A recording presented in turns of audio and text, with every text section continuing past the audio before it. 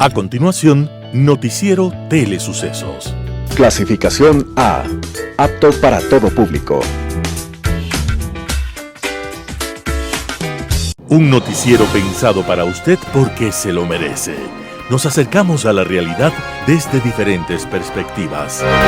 Noticiero Telesucesos. Primera parte del Noticiero Telesucesos con las noticias más importantes del día.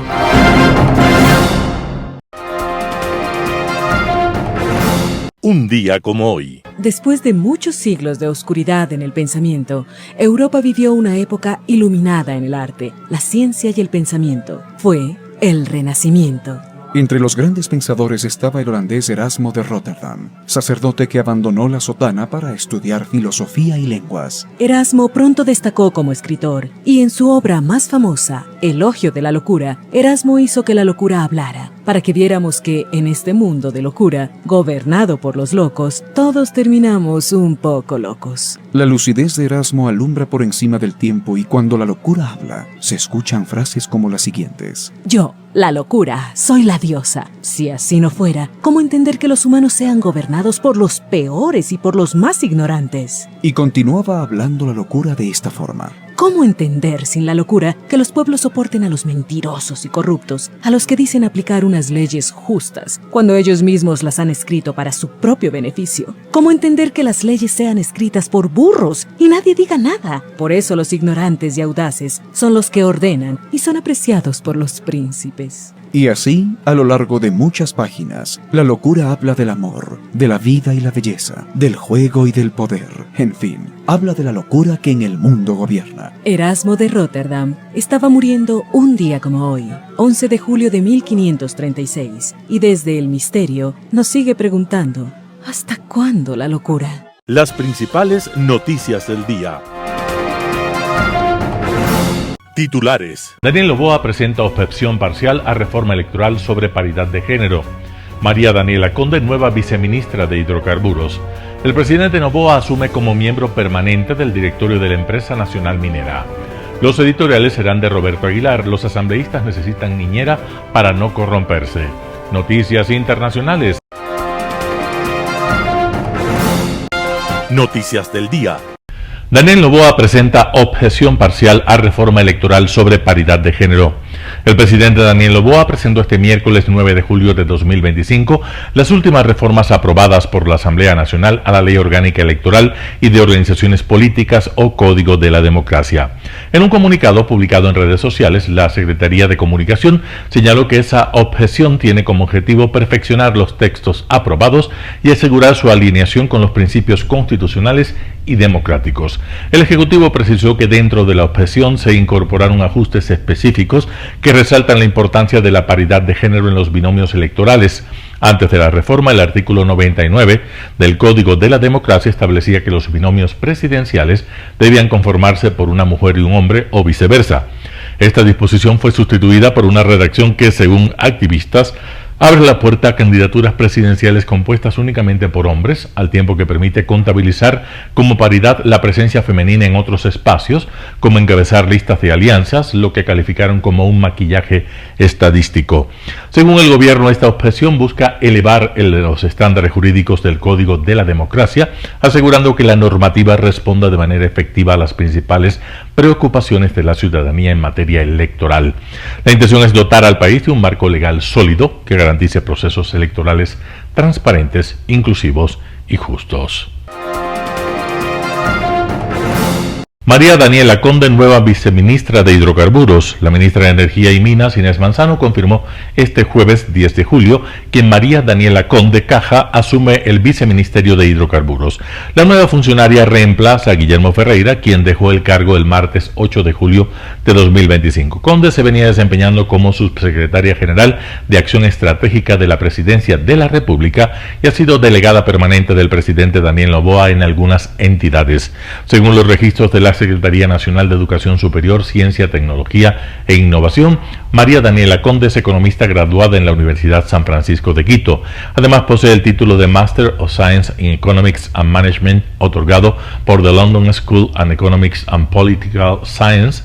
Su perfil de LinkedIn también establece o describe su experiencia profesional con cargos en el Instituto Ecuatoriano de Seguridad Social y en empresas privadas como Pronaca, Banco Pichincha y la firma internacional McKinsey & Company. La nueva viceministra de Hidrocarburos llega en un momento crítico para la industria petrolera a causa de la suspensión del transporte de petróleo por la paralización del oleoducto de crudos pesados y del sistema del oleoducto transecuatoriano. El bombeo de crudo se mantiene detenido mientras se construyen variantes definitivas de los oleoductos en la provincia de Napo, que se ha visto gravemente afectada por las lluvias. Presidente Noboa asume como miembro permanente del directorio de la empresa nacional minera. El presidente Daniel Noboa Sim firmó este jueves 10 de julio el decreto ejecutivo número 50, con el cual revoca la delegación otorgada anteriormente a José Julio Neira Hanse como su representante ante el directorio de la empresa nacional minera y asume personalmente dicha participación. El documento deja sin efecto la designación establecida en el decreto número 491, suscrito el 30 de diciembre de 2024, a través del cual Neira fue nombrado delegado permanente del presidente ante esa empresa pública. De acuerdo al segundo artículo del presente decreto, el presidente aboca su participación directa como miembro permanente del directorio de la NEMI, empresa pública, en ejercicio de las facultades que le confieren los artículos 141 y 147 de la Constitución, que le otorgan la potestad de dirigir la administración pública y nombrar o remover a servidores públicos cuya designación le corresponda. Mediante el decreto ejecutivo número 49, suscrito este 10 de julio de 2025, el presidente Daniel Noboa designó a José Julio Neira Hanse como delegado permanente del primer mandatario ante el directorio de la Agencia de Regulación y Control de Hidrocarburos. Neira Hanse es licenciado en Asuntos Internacionales de la Universidad Rollins en Estados Unidos, ex experto en crímenes financieros, control de calidad, riesgo y gestión de proyectos. Entrevista del día. En Radio Sucesos estuvo Darío Herrera, exministro de Transporte y Obras Públicas, para conversar en una entrevista sobre el estado vial del país. Escuchemos esta entrevista. Ciertamente nuestras vías, y por su geografía y por las lluvias y por el cambio del clima, siempre presenta desafíos en el tema del mantenimiento. Yo creo que aquí debemos hacer primero para entrar en contexto, un recuento, ¿no? Siempre nos dicen es que en gobiernos pasados habían carreteras y hubo mucha inversión en obra pública. Y también nos dicen que esas carreteras iban a durar 30 años. No hay que negar que en periodos y hasta el 2014, por lo menos en el Ministerio de Transporte y Obras Públicas, hubo mucha inversión pública y bastante obra pública en carretera. También no hay que desconocer de que muchos de los casos de corrupción, de sobreprecios y escándalos están ligados a todas esas obras. Pero luego, a partir del año 2015, me parece, y nuevamente el momento que ya nos farreamos toda la caja y se nos acabó la tarjeta de crédito, simplemente no ha existido dinero ni siquiera para poder tener un mantenimiento adecuado de todo eso que usted está indicando tan detalladamente existe en el país en necesidad vial. Y aquí viene un grave problema, no lo digo yo, lo dice el Banco Mundial.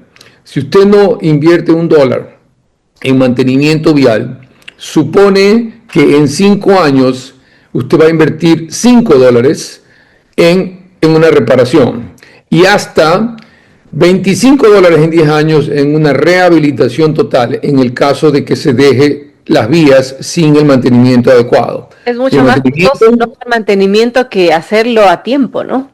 Es correcto. Y si usted ve que estas obras terminaron por ahí en el año 2013, 2014, y estamos en el 2025 y muchas de ellas no se ha hecho el mantenimiento adecuado, usted ahora ya no tiene un problema de hacer un mantenimiento, sino que tiene usted mínimo una reparación o una rehabilitación a costos 5 veces y hasta 10 veces más elevados de lo que le hubiera costado si hubiera cogido $1 y lo hubiera invertido en mantenimiento vial años atrás. Es como su vehículo, no le cambia el aceite, en algún momento va a tener que fundir máquina y reparar el motor nuevamente, poner un motor nuevo. Es exactamente lo mismo en las carreteras. Entonces, además de esto, usted tiene, pues, nuestro país es tan lindo, ¿no? La sierra es tan espectacular, pero asimismo trae desafíos. En la sierra usted tiene que diferenciar. Los problemas de las vías del Austro son unos, los problemas de las vías en Sucumbío, Orellana, Napo son otros completamente diferentes. Y dentro de esos tiene que separar absolutamente la vía E45 que tiene que ir por el Reventador, que tiene o sufre la erosión regresiva del río Quijos, donde usted se le va a la mesa de la vía cada rato y por mucho que haga variantes no va a tener una solución definitiva, a no ser que esta vía sea reubicada, rediseñada, cambie al otro margen del río o se busque una solución definitiva al respecto, ¿no? Entonces, esto es por ahora. Yo sacaba datos de los últimos 5 años, Verónica, y los techos presupuestarios, es decir, el máximo que le da dentro del plan anual de inversiones el gobierno a los diferentes ministros, porque el problema no son los ministros, estaba alrededor de unos 400 millones de dólares en promedio. Y de eso lo ejecutado en los últimos 5 años, en promedio, ha sido 214 millones de dólares por año.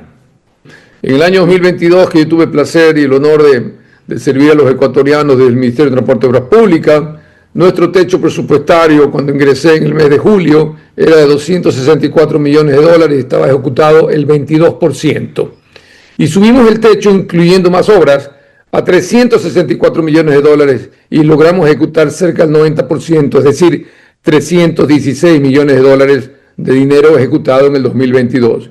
Hoy, en el 2025, hay una situación muy parecida. Al mes de junio, el presupuesto o el techo presupuestario para el Ministerio de Transporte es de 307 millones de dólares y apenas se ha ejecutado el 19.15% al mes de junio, o sea, mitad de año. Es decir, 58.9 millones de dólares, y de los cuales he revisado rubro por rubro y el 43% corresponde a transferencias hechas a diferentes gobiernos autónomos centralizados y o proyectos que tienen que ver con reconstrucción de Manabí, como por ejemplo la transferencia de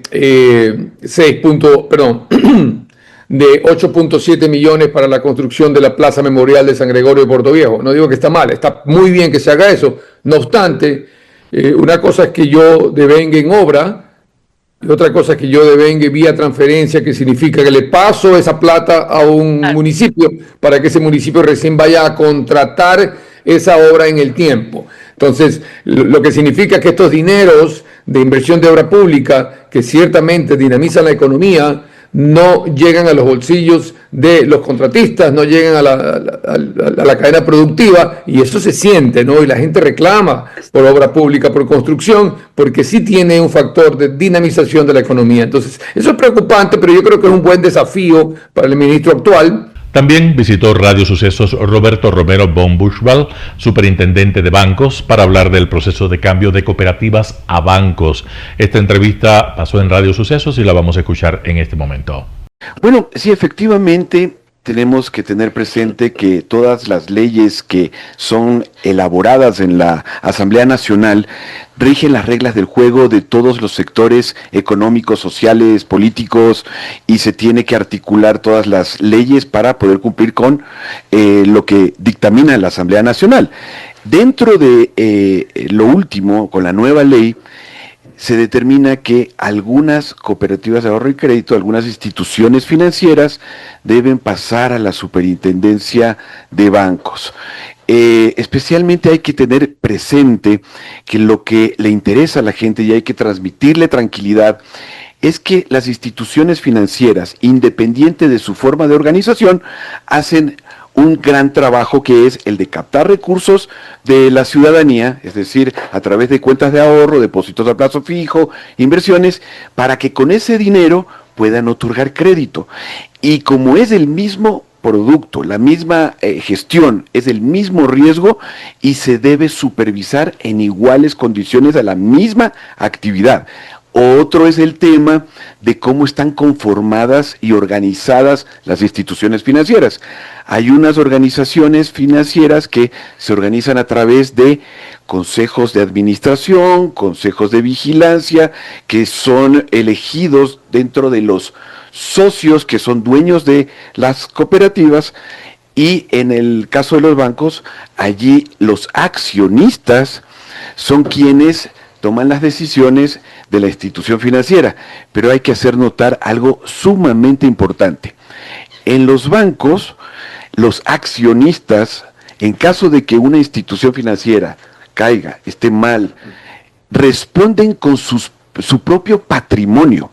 Es decir, si se quiebra una institución financiera, los accionistas, los dueños del banco, tienen que hacer frente a la responsabilidad de todos los clientes que depositaron sus recursos en ese banco. O sea, eso es sumamente importante. En el otro, bueno, y por su organización en las otras instituciones financieras, el mecanismo es diferente. Allí no hay un solo responsable, todos son responsables, todos son dueños por partes iguales, etcétera. Pero el momento en que se transforma, por ejemplo, una institución de este sector financiero a banco, tenemos 2 casos en Ecuador que han sido exitosos en cuanto a transformarse en cooperativa a banco, que es Banco Desarrollo y Banco Coop Nacional. En el caso de Banco Coop Nacional, ¿qué es lo que hicieron? Todos los socios se pusieron de acuerdo y su certificado de aportación se transformó en una acción valorada. Me parece, si no me falla la memoria, que fueron unos $100. Y ellos, como accionistas, podían decidir si querían vender o comprar más acciones para que de esa manera puedan tener mayor presencia en el directorio para tomar decisiones sobre la institución. Pero es más grave, al ser dueños accionarios, tienen que responder a la ciudadanía con su propio patrimonio personal y familiar. Esa es una garantía de que las personas que administran la institución son de altísimo nivel, porque si no pierdo la casa, pierdo todo el patrimonio familiar. La gobernanza es completamente diferente entre una cooperativa y un banco. Los socios de una cooperativa pasarían a ser accionistas de un banco. Claro. Pero, pasarían a ser digamos, dueños. hay 100.000 socios de una cooperativa. Correcto. ¿Van a ser 100.000 accionistas? Correcto. ¿Y hay alguna diferencia en esto? Podría ser. Ahora, como digo, estamos especulando sobre varios caminos que podrían ocurrir. ¿Por qué? Porque justamente con la ley, lo que hemos platicado, yo creo que ya estamos interiorizando más este orden que la Asamblea Nacional ha tomado, es que en 30 días desde que se publica la ley, se tiene que conformar la Junta de Política y Regulación Monetaria y Financiera, que se unen.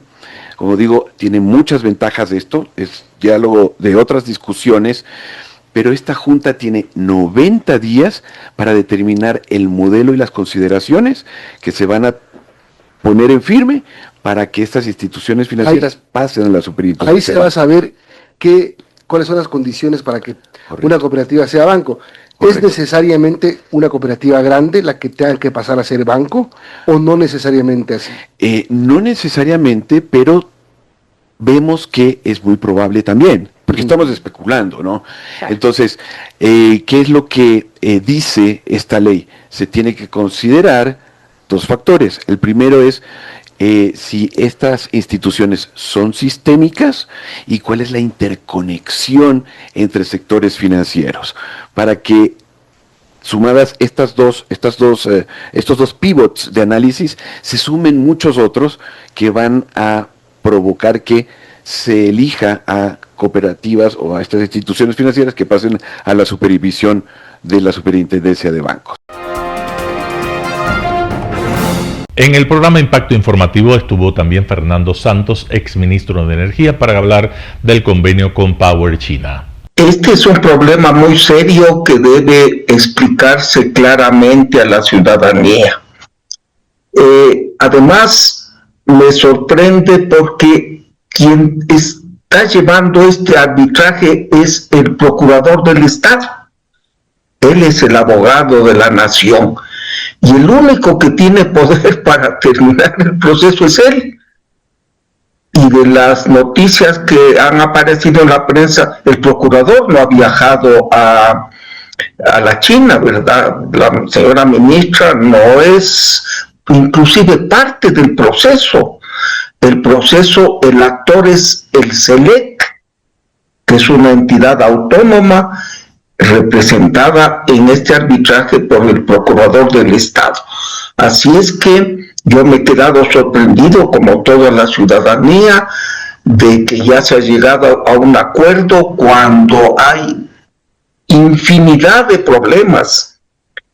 Inclusive debe existir una autorización expresa de la Contraloría para cualquier acuerdo, porque cuando la Contraloría auditó la construcción de esta planta, encontró 7,000 fisuras, hoy son 50,000, encontró un montón de daños en otras partes del equipamiento.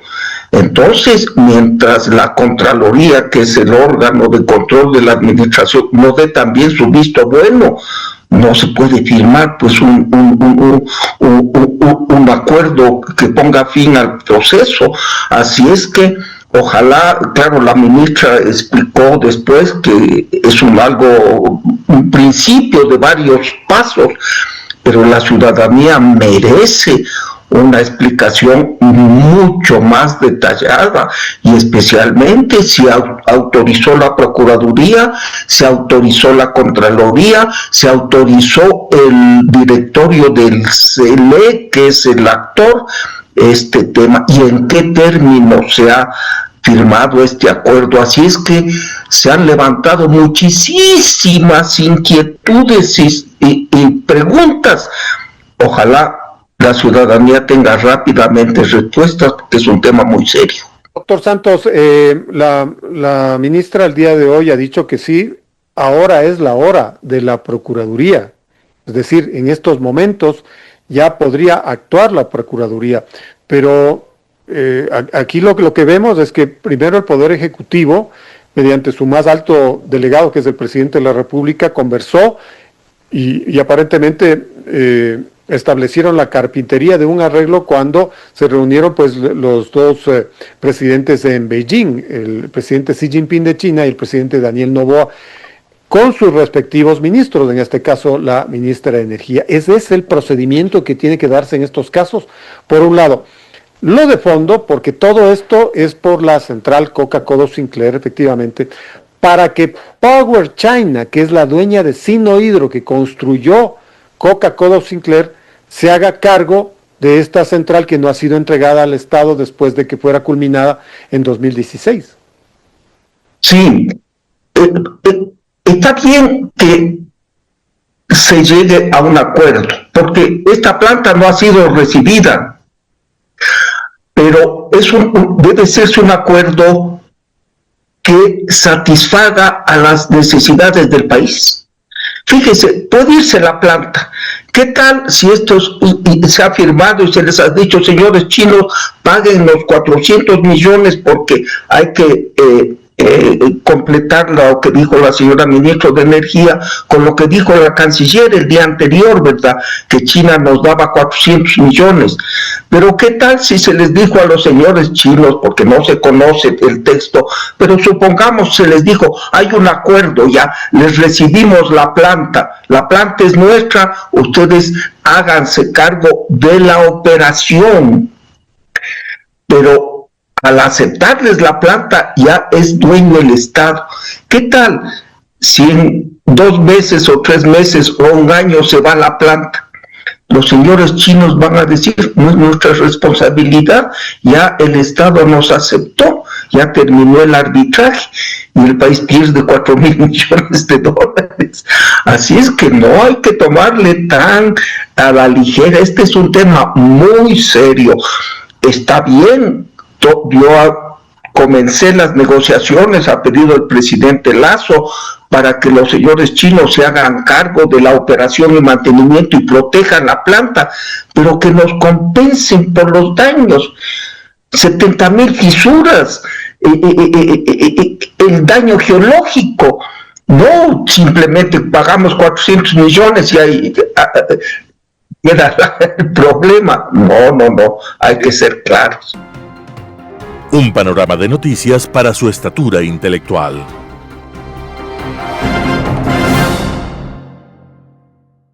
El Consejo de la Judicatura en las 24 provincias tiene direcciones provinciales.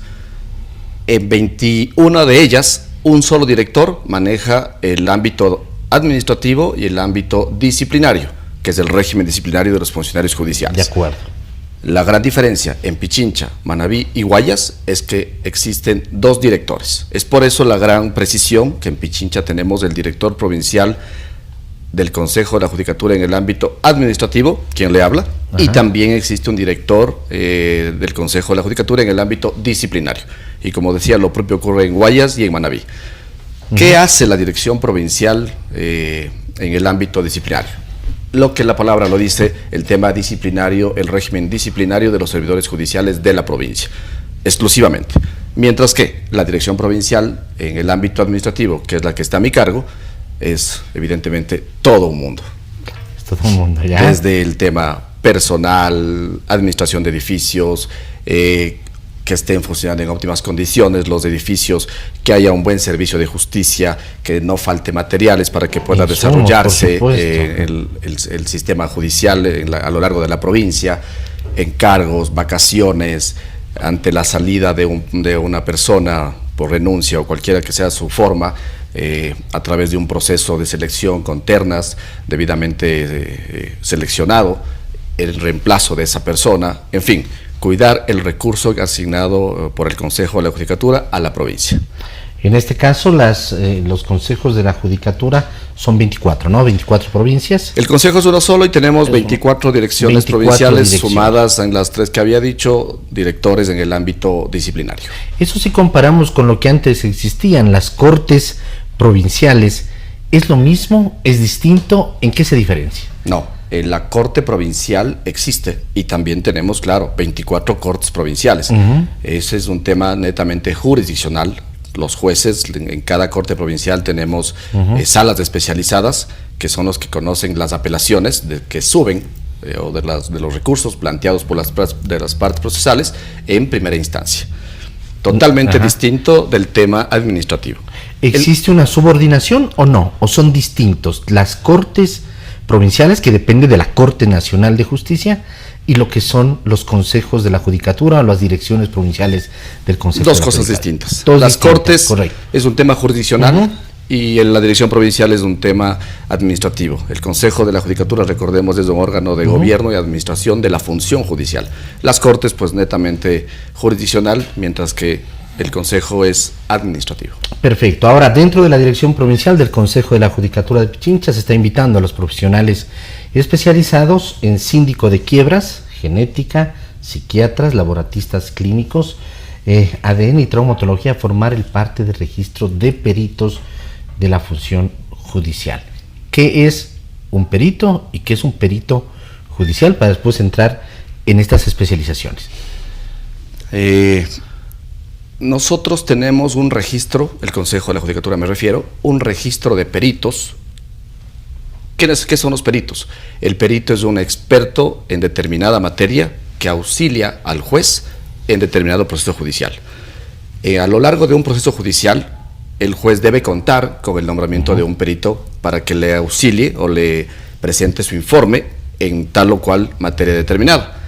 Esta selección la hace el juez a través de un sorteo aleatorio que es administrado ¿De una base de datos? Sí, que es administrado por el Consejo de la Judicatura de peritos debidamente calificados y acreditados. Que no son funcionarios dependientes del Consejo de la Judicatura, sino que son externos. Son externos, a tal punto que no tienen ninguna relación de dependencia con el Consejo de la Judicatura, y lo que el perito recibe por su trabajo es unos honorarios luego de emitir su factura, que será pagada por la parte procesal que ha pedido la pericia.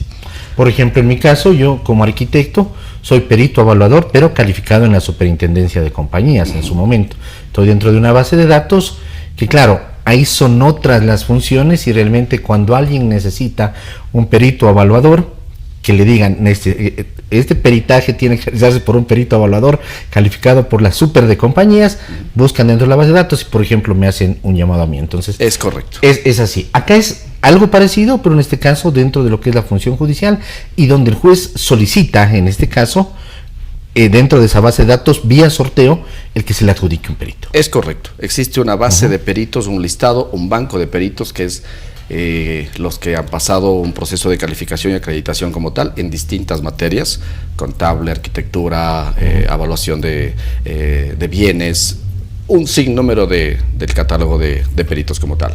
Ante el pedido de una de las partes procesales de un proceso judicial determinado, el juez procede a un sorteo, notifica al perito y el perito tiene un tiempo para presentar su informe y en ese informe incluso le establece los honorarios que deben ser cobrados a la parte procesal que ha solicitado el perito. ¿Existe al momento una base de datos? ¿Existen peritos? ¿Están faltando?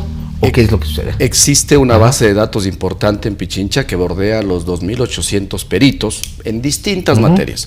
Luego de unas mesas técnicas que hemos realizado, hemos detectado que se está quedando corto la base de datos de peritos en lo que usted había mencionado, síndicos de quiebra, genética, psiquiatría, laboratoristas clínicos y traumatología. Es en por esas eso especialidades. Específicamente. Y esto no limita que los peritos se puedan seguir pretendiendo calificar y acreditar en otras especialidades. ¿Está siempre abierto ese proceso? 365 días del año está abierto para que puedan hacerlo el proceso, que es inclusive en su gran parte en línea.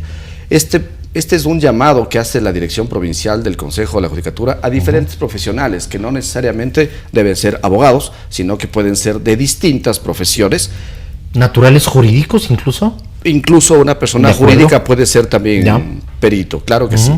Así que es un llamado para que personas en estas especialidades pues tengan interés en formar parte del banco de peritos de la función judicial para que puedan ser un gran aporte a la justicia y de esta forma pues sin duda generamos mayor transparencia, mayor eficacia, porque ¿qué ocurriría si mañana este listado que se nos está quedando cortos no cuenta con tal o cual perito? Simplemente el proceso se va a ver paralizado y eso es lo que nosotros queremos se cumplen evitar. A veces términos, se cumplen tiempos y se termina archivando, por ejemplo, algún proceso. Quizás no ocurra un archivo como tal, pero se va a ver paralizado hasta contar con ese perito. De acuerdo. Se necesita sobre todo en estas especialidades. ¿Cómo están dados los requisitos? ¿Cómo se da esa selección? ¿Existe una calificación, por supuesto, de parte de ustedes para que esos peritos estén, valga la redundancia, calificados para, en este caso, cumplir su función? Sí. ¿Cómo debe calificarse un perito? Realmente es muy sencillo, es muy llevadero el proceso.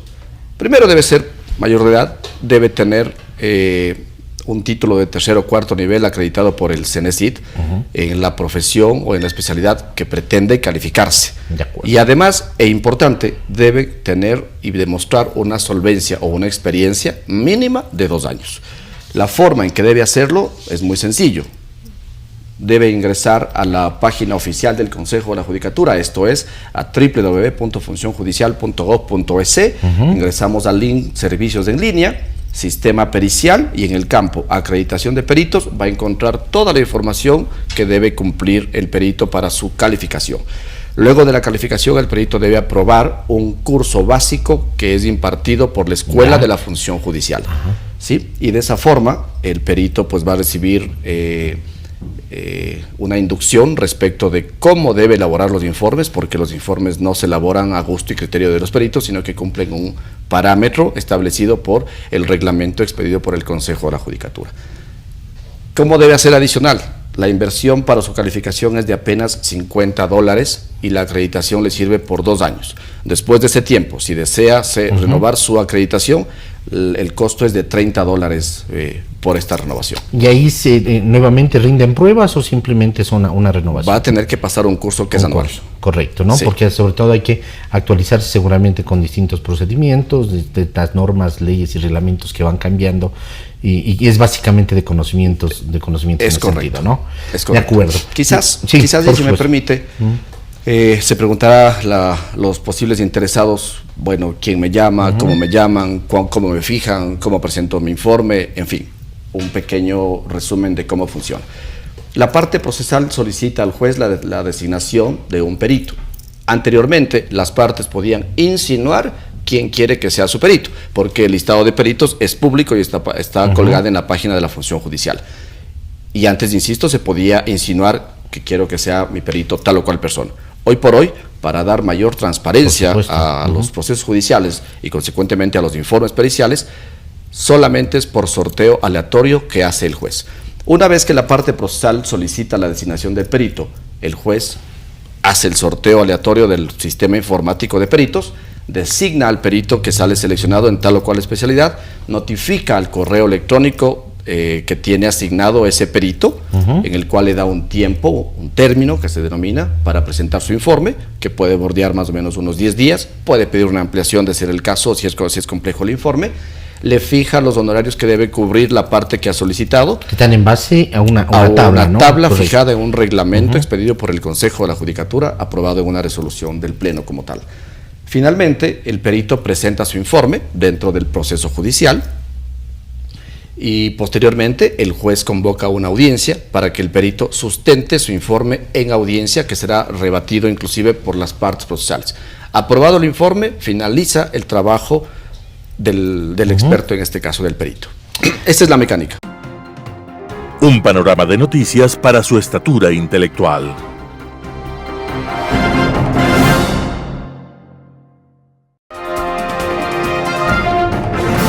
Editorial. Los asambleístas necesitan niñera para no corromperse. Roberto Aguilar, El Expreso. Es un fraude a la ley en toda regla. Ante la prohibición de contratar a sus propios familiares como empleados de despacho, varios asambleístas, un número no determinado, pero al parecer nada despreciable, se han puesto de acuerdo entre sí para salirse con la suya. La fórmula es elemental: yo contrato a tus parientes, tú contratas a los míos. Esta bonita manera de hacer bypass a las leyes contra el nepotismo recuerda a los préstamos vinculados por reciprocidad entre instituciones financieras que precipitaron la crisis bancaria del 99. Corrupción cruzada. Nils Olsen, presidente de la Asamblea, se ha propuesto cortar esta práctica por lo sano mediante una reforma al reglamento interno de talento humano.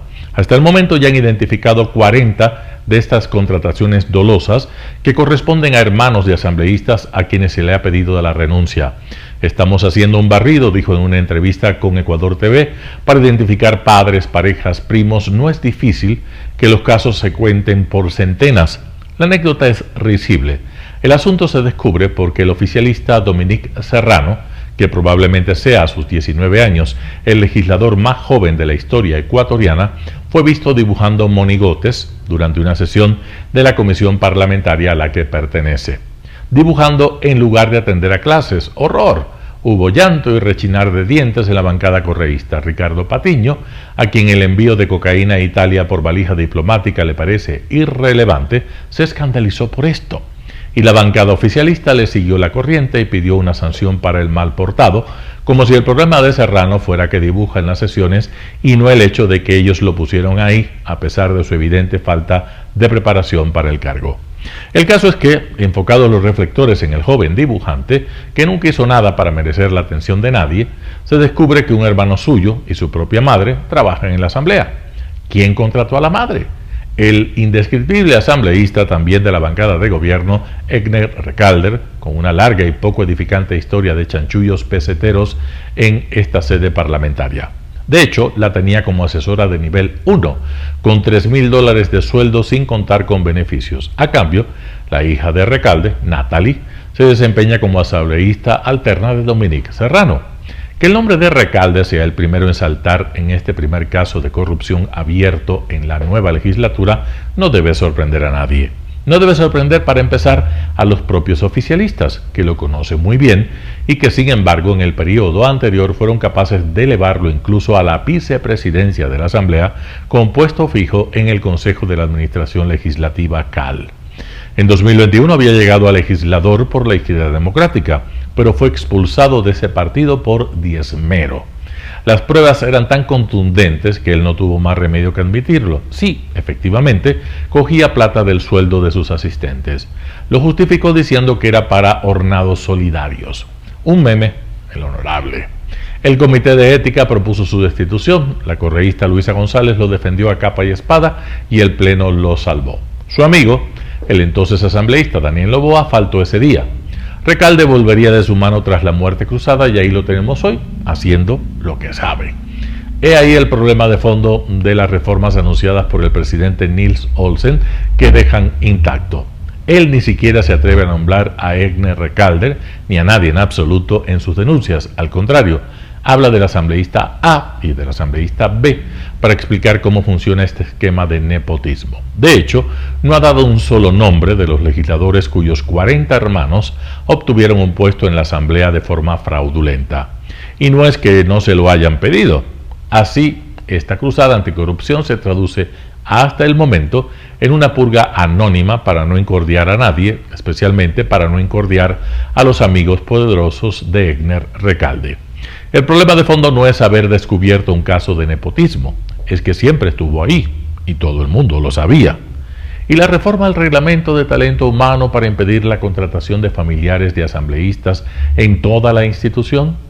A primera vista parece una medida eficiente, pues prohíbe específicamente el fraude del bypass, pero si se lo piensa bien, es un absurdo que podría impedir la contratación honesta de personas valiosas por el hecho de ser parientes de algún asambleísta con quien no necesariamente tienen alguna componenda.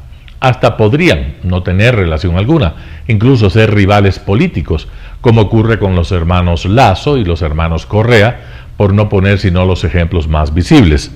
La Asamblea es un organismo demasiado grande y bien podría ocurrir que un asesor jurídico de la presidencia tenga un primo que se desempeña como asambleísta alterno de un bloque de minoría sin que esa coincidencia signifique nada. El hecho de que sea necesaria una reforma tan específica en un reglamento tan básico para evitar que en la Asamblea Nacional se cometa fraude contra la ley es una derrota institucional para el país. Y la confirmación de una tendencia insana, la de legislar por la excepción, lo cual es un vicio. No va a ser un reglamento de talento humano el que ponga fin a la corrupción sistémica de la Asamblea. Roberto Aguilar, El Expreso.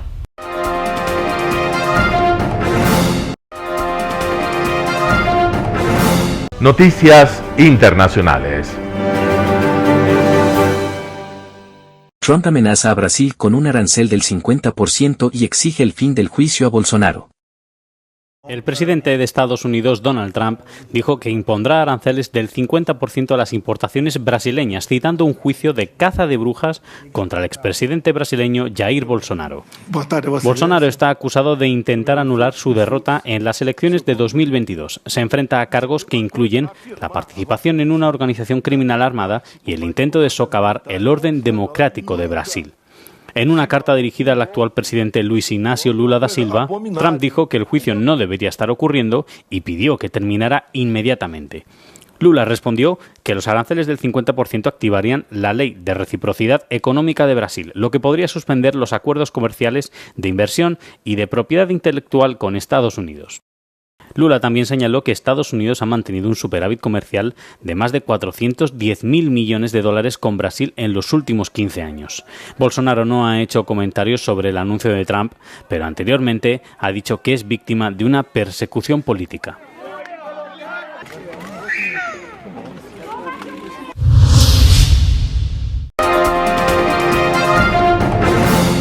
Los patriotas buscan hacer descarrilar la política climática de la UE con un expediente parlamentario clave. La extrema derecha, escéptica del cambio climático, va a dirigir los trabajos del Parlamento Europeo sobre los objetivos climáticos de la UE para 2040. Patriotas por Europa ha recibido el papel de ponente del texto y pretende cuestionar la ambición de reducir en un 90% las emisiones de gases de efecto invernadero. Beh, noi ci siamo presentati alle elezioni dicendo che volevamo cambiare il Green Deal e le politiche ambientali ideologiche portate avanti in questi anni e ora è il momento concreto per farlo. El grupo, que incluye a Vox y la Agrupación Nacional Francesa, lleva cuestionando el Pacto Verde desde el principio. Los eurodiputados ecologistas creen que dar este papel a la extrema derecha amenaza la credibilidad de la Unión y sus compromisos climáticos. significa che molto probabilmente non avremo una legge sul clima e anche dei target da poter portare alla COP di Belém e che saremo molto molto deboli in sede di negoziazione. Non saremo i leader di questa COP, non decideremo l'ambizione climatica in questa conferenza delle parti, e tutto questo purtroppo è proprio per colpa del Partito Popolare. Il Partito Popolare che ieri ha fatto sì che l'estrema destra prendesse la leadership, la relazione sulla legge del clima.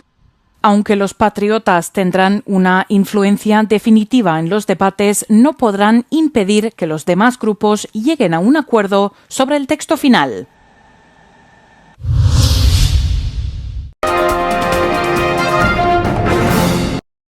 La UE condena el retroceso democrático en Georgia y su creciente influencia rusa.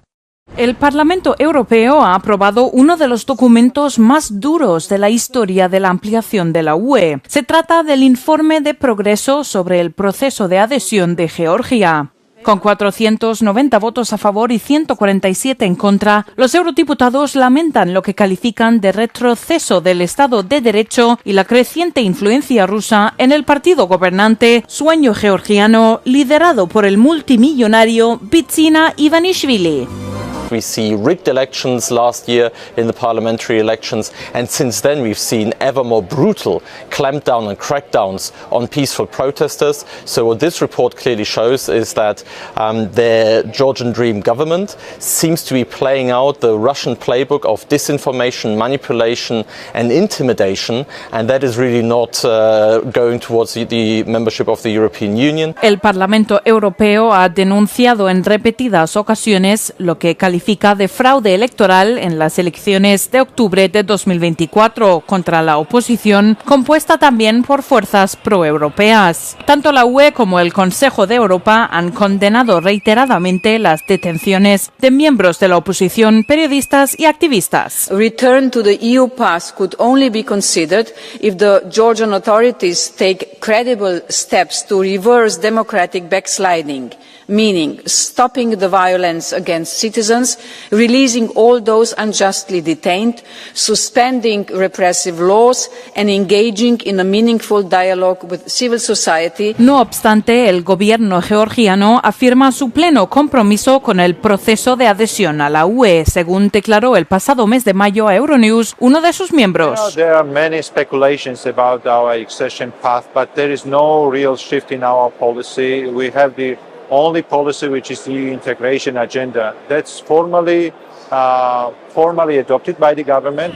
Los crecientes desacuerdos entre la UE y el gobierno georgiano llevaron a ambas partes a congelar el proceso de ampliación solo unos meses después de que Georgia recibiera el estatus de candidato.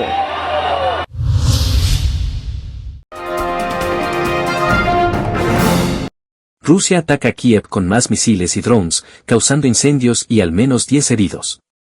Al menos 2 personas murieron este jueves y otras 16 resultaron heridas después de que Rusia atacara a Kiev con otro ataque masivo con misiles y drones. Según funcionarios ucranianos, el ataque habría causado incendios en toda la ciudad y se produjo un día después del ataque aéreo más pesado de los 3 años de guerra hasta ahora. Los equipos de rescate acudieron el jueves a un barrio residencial de Kiev después de que la caída de escombros provocara un incendio en el último piso de un edificio de apartamentos, según las autoridades de la ciudad. Rusia había disparado más de 700 drones de ataque y señuelos contra Ucrania, superando los bombardeos nocturnos anteriores por tercera vez en 2 semanas. Muchos residentes buscaron refugio en estaciones de metro subterráneas. El ataque se produce cuando la administración Trump reanudó el envío de algunas armas a Ucrania. El Pentágono había ordenado previamente que se pausaran los envíos de armas. El ejército ruso no ha hecho comentarios sobre el último ataque.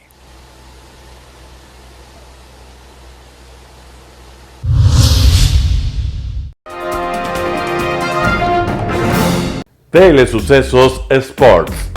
Deportes, deportes, deportes. Todas las tardes, 4 horas de lunes a miércoles, de 14 a 17 horas. Los jueves y viernes, 6 horas, de 12 a 20 horas, desde Arena Telesucesos. Transmisiones en vivo, siempre Ecuavoley y luego Deportes para recordar. Todas las tardes, deportes en Telesucesos Sports, bajo la dirección del arquitecto David López. La visión objetiva de quien vive el deporte. Sucesos deportivos, visión de un equipo de opinión joven de comunicadores. Telesucesos, llegamos con nuestra señal a los sectores populares de nuestra ciudad. Quienes no tienen televisión por suscripción atenderán nuestra señal sin costo en Canal 29 UHF Telesucesos. Siempre ecuatorianos, resaltamos nuestra identidad. El básquet, esgrima, tenis de mesa, taekwondo, box y muchos deportes más en Telesucesos Sport, sin costo desde la comodidad de su hogar en Telesucesos Canal 29.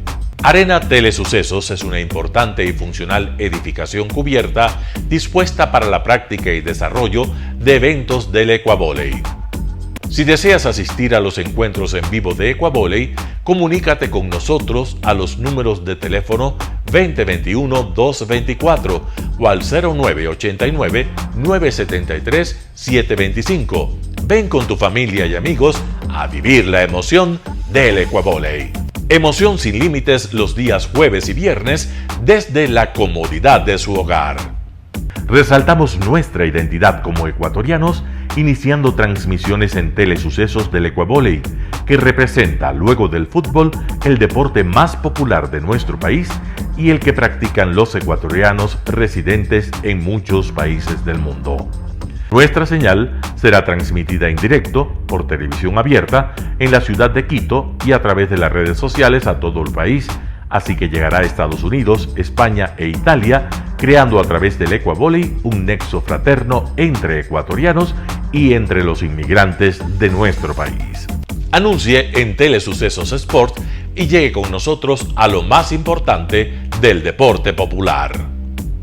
Telesucesos, con sus transmisiones, jerarquizará esta práctica deportiva, convocando importantes competencias de Ecuavolley dentro y fuera del Ecuador. Llegando con deportes no atendidos por los medios de comunicación que han concentrado su acción en el fútbol. El tenis, box, golf, racquetball llegarán a su pantalla de televisión en tiempo real a través de Canal 29 UHF, competencias que podrán ser atendidas a través de Facebook, YouTube y vivir los encuentros deportivos en directo y en tiempo real. Esté atento a nuestros horarios especiales de transmisión los fines de semana y feriados. Usted y su familia disfrutarán desde la comodidad de su hogar de las emociones del Ecuavolley, deporte tan nuestro. Somos inéditos y para ello disponemos de un escenario cubierto propio, Arena Telesucesos, desde donde transmitimos nuestros encuentros masculinos y femeninos de este deporte. Simple y gratuito. Llama a nuestros números de contacto 2021-224 o al 0989-973-725 y regístrate como invitado especial para nuestros eventos en vivo. Arena Telesucesos, el escenario cubierto para la práctica del deporte 100% ecuatoriano, el Ecuavolley. Telesucesos es un canal de televisión que incorpora a su programación manifestaciones culturales y deportivas que marcan la identidad de nuestro país. Consideramos que el Ecuavolley es una manifestación deportiva con partida de nacimiento popular y nombre propio ecuatoriano. Arena Telesucesos, funcional espacio cubierto para la práctica y desarrollo del deporte. Arena Telesucesos, el escenario para campeones. Arena Telesucesos atiende deportes de su preferencia: básquetbol, tenis de mesa, esgrima, taekwondo, fútbol sala, box, halterofilia. ¿Cómo llegar? Nuestras instalaciones se encuentran en el norte de la ciudad, en un sector de gran crecimiento y desarrollo urbano al que se accede a través de la vía E35, más conocida como la Avenida Panamericana Norte.